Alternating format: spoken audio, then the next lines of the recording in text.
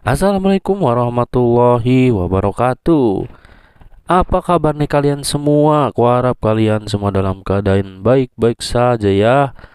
Alhamdulillah nih sekarang sudah di part ke 46 mengenai latihan soal-soal P3K kompetensi teknis perawat ya. Bagi teman-teman nih yang baru bergabung, baru lihat, baru mampir di channel ini ya, saya mohon dukungannya kiranya tekan dulu subscribe-nya, like, komen, dan share-nya ya, supaya saya lebih semangat lagi dalam membuat video-video selanjutnya ya. Dan saya juga ucapkan terima kasih kepada teman-teman yang sudah subscribe dan tekan loncengnya serta dukung channel ini ya. Saya doakan semoga teman-teman diberikan kelancaran rezeki ya, diberikan selalu kesehatan ya, dan serta bisa lulus P3K di 2023 ini. Amin ya Allah ya robbal alamin. Oke lah, langsung saja gaskeun lah ya kita ke soalnya ya. Bismillahirrahmanirrahim. Seorang perempuan usia 38 tahun datang ke IGD psikiatri diantar oleh keluarganya. Hasil pengkajian diketahui bahwa di rumah pasien marah-marah, bicara kasar, merusak barang, dan mengancam. Sudah 2 bulan sejak ia diceraikan oleh suaminya. Tanda-tanda vital dalam batas normal. Apakah diagnosa keperawatan utama yang dapat saudara tegakkan? A. Harga diri rendah kronis. B. Harga diri rendah situasional. C. Perilaku kekerasan. D. Resiko perilaku kekerasan. Atau E. Coping individu tidak efektif. Seperti biasa silakan teman-teman dijawab dulu, waktunya 10 detik dari sekarang.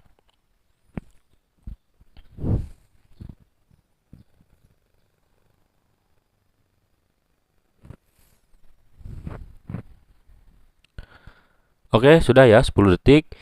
Yang ditanyakan di sini kita langsung ya. Apa sih yang ditanyakan di soalnya? Di sini diagnosa keperawatan utama ya yang bisa harus ditegakkan di soal ini apa ya.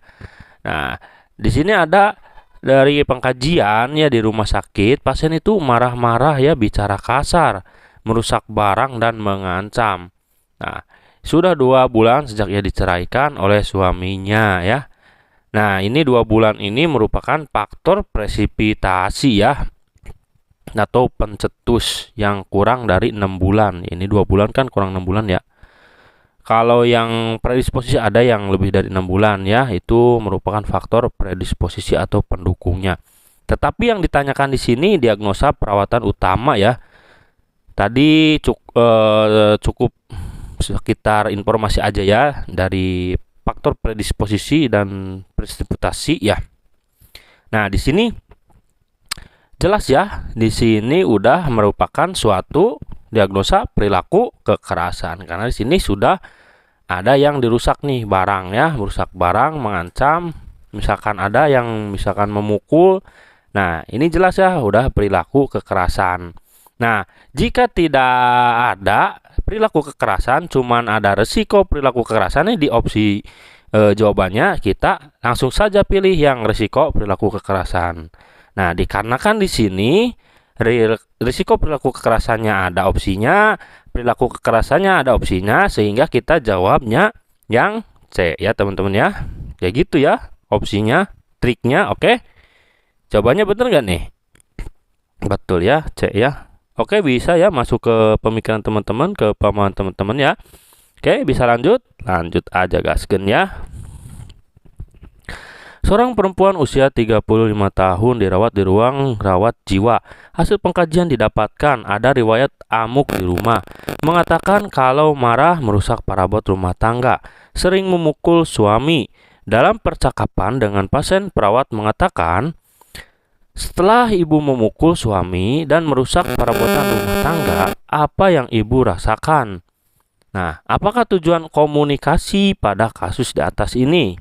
Komunikasi dimaksud ini komunikasi perawat ya kepada pasien tersebut ya.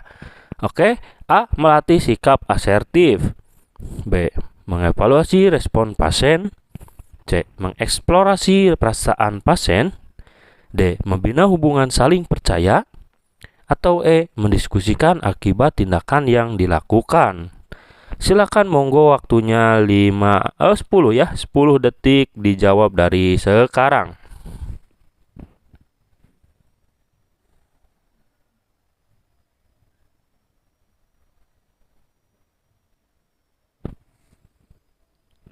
Oke, udah ya, 10 ya. 10 detik. Seperti biasa ditanyakan di soal, tujuan komunikasi pada kasus di atas ya. Nah, jadi yang dikomunikasikan itu oleh perawat ke pasien adalah nih ya, yang tanda petik ini, setelah ibu memukul suami dan merusak perabotan rumah tangga, apa yang ibu rasakan? Nah, di sini jelas ya, mendiskusikan ya. Jadi kita yang namanya diskusi itu ada proses tanya jawab ya. Nah, mendiskusikan akibat tindakan yang dilakukan. Seperti itu ya. Oke, betul tidak jawabannya? Oke, betul ya. Oke, gampang ya. Lanjut ke soal berikutnya. Seorang wanita usia 26 tahun dibawa keluarganya ke poliklinik jiwa karena sudah seminggu tidak mau mandi, badan kotor dan bau. Tidak mau makan dan bila makan berantakan, BAB dan BAK sembarangan. Pemeriksaan fisik dalam batas normal. Apakah strategi tindakan keperawatan pertama yang saudara lakukan pada pasien tersebut? A. Melatih pasien cara makan yang baik. B. Melatih cara BAB dan BAK yang baik. E. Mengajak pasien mandi dan berdandan.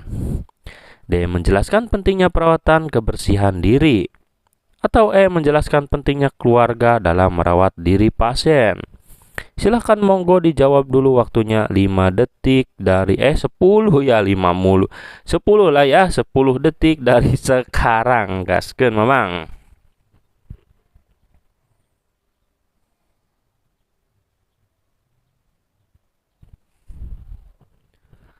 Oke, sudah ya 10 detik. Nah, biasa ya kita tuh kalau misalkan trik itu ya dipakai, langsung aja nih pertanyaan seperti biasa ya. Makanya ini yang saya sering lakukan seperti biasa gitu, yang saya bilang seperti biasa. Pertanyaannya apa nih? Strategi tindakan keperawatan pertama yang saudara lakukan pada kasus di sini, pasien di sini apa? Nah, jadi ceritanya apa nih? Pasiennya itu ini tuh sudah seminggu ya tidak mau mandi, badan kotor dan bau, tidak mau makan, terus kalau makan pun berantakan, BAB dan BAK sembarangan, jorok ya. Nah, ini yang pertamanya strateginya apa nih? Apakah melatih pasien cara makan yang baik langsung dilatih gitu? Nah, ini juga langsung dilatih cara BAB dan BAK yang baik kan enggak ya? Mengajak pasien mandi dan berdandan langsung diajak gitu kan enggak ya? Yang jelas ini. Nah, menjelaskan pentingnya perawatan kebersihan diri. Kalau yang menjelaskan pentingnya keluarga dalam merawat diri pasien, ini tidak ini ya begitu efektif. Nah, karena apa? Karena yang menjadi sembuh itu yang sakitnya ya, yaitu pasien itu sendiri. Kita diajak berdiskusi juga ya, berkomunikasi. Ini berkomunikasi satu arah ya kalau menjelaskan. Nah, pentingnya perawatan kebersihan diri. Analoginya gitu ya. Gimana? Benar kan nih? Oke, alhamdulillah ya, betul. Oke, lanjut ke soal berikutnya.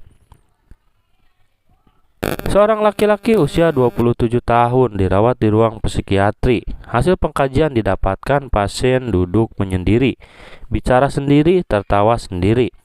Obat psikotik sudah diberikan sesuai program pengobatan. Perawat memutus halusinasi dengan cara bercakap-cakap. Apakah tujuan tindakan yang diberikan pada kasus di atas? A. Meningkatkan konsentrasi. B. Mengisi kegiatan sehari-hari. C. Mengevaluasi respon persepsinya. D. Mengidentifikasi suara yang didengar klien. atau membantu klien fokus pada stimulus eksternal. Silakan nih seperti biasa 10 detik aja, nggak usah banyak-banyak, nggak usah singkat-singkat. Monggo dijawab.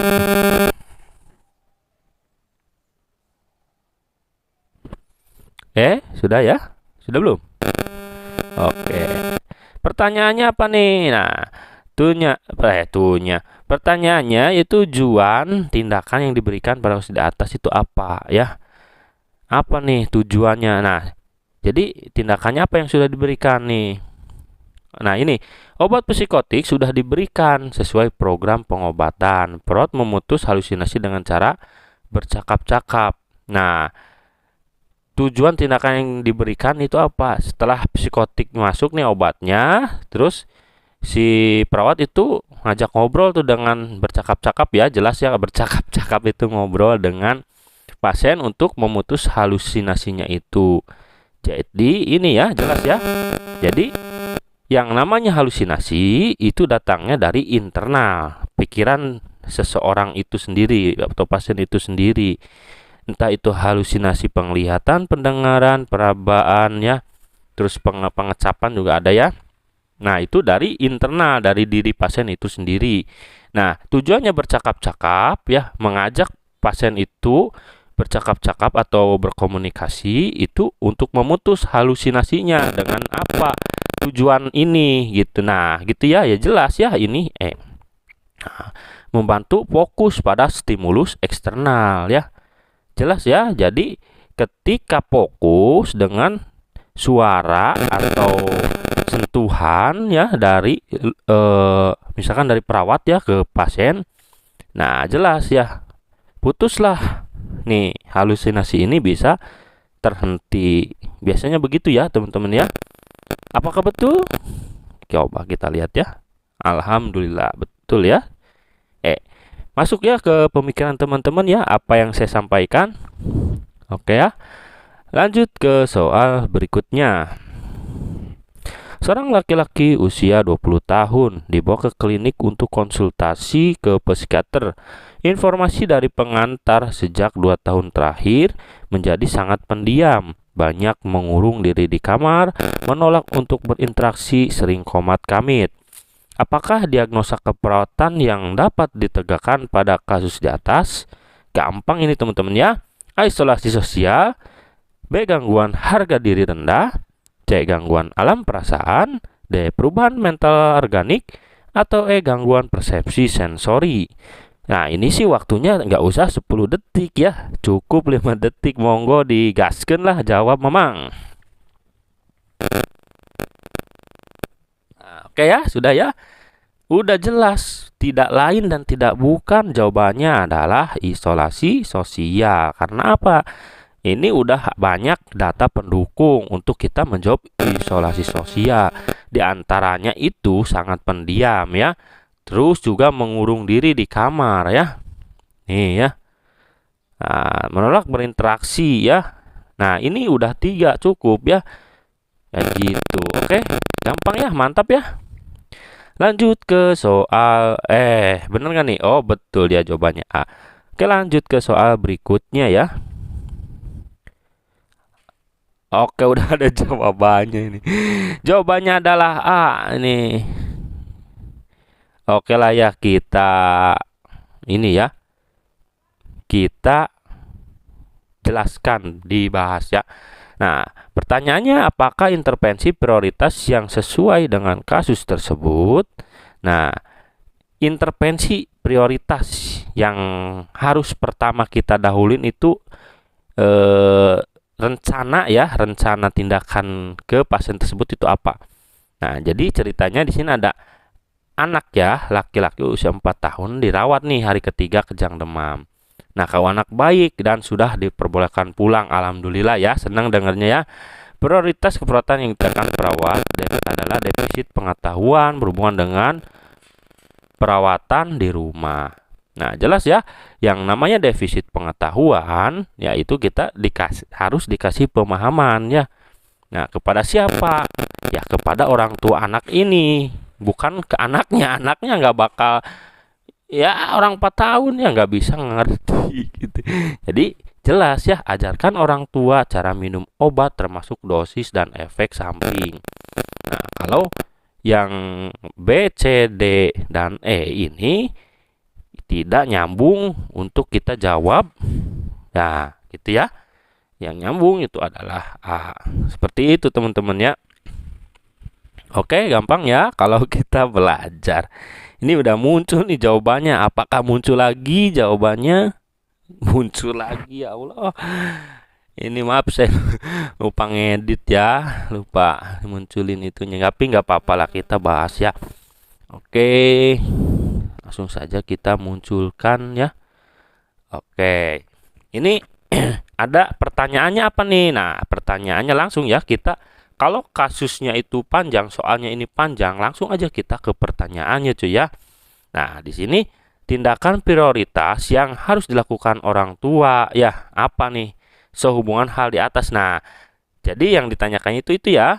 Jadi yang pertama kali prioritas tuh, yang utama, yang pertama kali apa nih yang harus dilakukan orang tua ketika ada ini nih, ada apa? Nah, ceritanya ini ada anak ya, anak lagi 2,5 tahun. Nah, kejang ya. Pertama kali nih kejangnya. Nah, anak ini dirawat 3 hari ya, suhu tubuh anak tidak pernah meningkat. Hasil pemeriksaan terakhir, bagus ya, alhamdulillah ya. Udah 3 hari dirawat, diperbolehkan pulang nih sama dokter spesialis anak misalkan. Nah, edukasi nih, edukasi itu pengajaran lah ya, pengajaran, ajaran yang harus disampaikan ke orang tua si anak itu. Ketika kejang ya, misalkan di rumah itu kejang lagi, diulang lagi apa? Ya jelas ya, jawabannya adalah E. Membaringkan, bukan membaringkan, ya bisalah membaringkan ya, anak pada satu sisi dan tetap bersama anak. Membaringkan atau memiringkan ya bisa ya. Nah, kalau opsi memakai pakaian ringan ini nggak nyambung, orang kejang ya. Ini biarkan kejang. Ini salah juga ya, masa dibiarin ya, terus diamati juga salah. Menyingkirkan semua objek yang berbahaya dekat anak ini juga enggak. Yang tepat itu ini ya, langsung kita memiringkan atau membaringkan ke satu sisi. Karena apa? Supaya tidak terjadi resiko aspirasi seperti itu teman-teman ya. Oke, lanjut ke soal berikutnya. Seorang bayi perempuan usia 9 bulan dirawat dengan diare sebanyak 6 kali, muntah sebanyak 3 kali. Hasil pengkajian suhu 38 derajat Celcius, mukosa bibir dan mulut kering, turgor kulit kurang elastis. Berdasarkan analisa data, masalah keperawatan yang ditegakkan gangguan volume cairan dehidrasi sedang. Dengan salah satu intervensi keperawatan memantau dehidrasi secara akurat. Manakah tindakan keperawatan yang dimaksud dari tindakan di atas tersebut? A. Mengukur BB harian. B. Mengkaji turgor kulit. C. Memeriksa nilai elektrolit. D. Mengobservasi tetesan infus. Atau E. Memantau asupan dan haluaran. Oke, silahkan monggo, waktunya 10 kayaknya ya. 10 detik dijawab dari sekarang.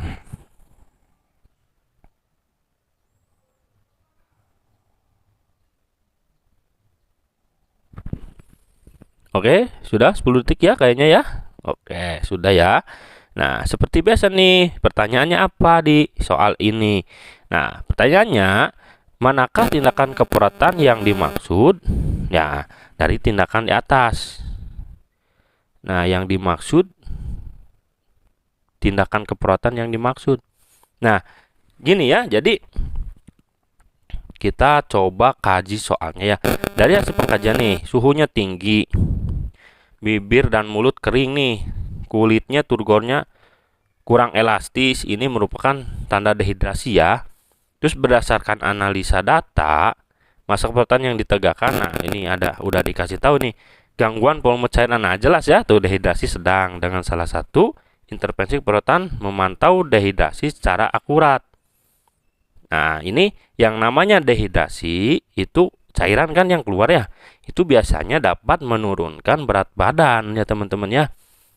Nah, cairan berkurang otomatis bisa menurunkan berat badan. Makanya biasanya dilakukan pemasangan infus seperti itu teman-teman. Nah, manakah tindakan keperawatan yang dimaksud dari tindakan di atas? Ya jelas ya. Nih, aduh. A. Mengukur berat badan harian ya. Jadi mengkaji turgor kulit ya nggak ini ya. Tadi yang saya bilang dehidrasi ya. Dehidrasi di sini. Nah, nih, dehidrasi di sini ya sedang.